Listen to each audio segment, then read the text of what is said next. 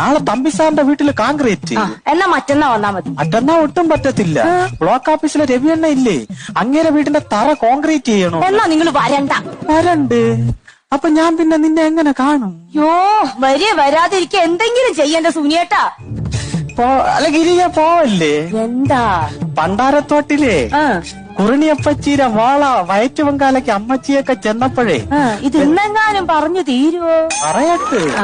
ബന്ധുക്കളെല്ലാം കൂടെ ഒരേ കശാപ്പിശ. അത് വേറൊന്നും അല്ല, സുനി ഇങ്ങനെ നടന്നാ മതിയാ ഒരു കുഞ്ഞിക്കാലൊക്കെ കാണണ്ടേന്ന്. ആ ചോദിച്ചവരോട് ചെന്ന് പറയണം സുനിയുടെ ഭാര്യയ്ക്ക് ദൈവശക്തി ഒന്നുമില്ല ദിവ്യഗർഭം ഉണ്ടാക്കാന്ന്. അതിന് ഞാൻ എന്തോ ചെയ്യണം ഗിരിയെ?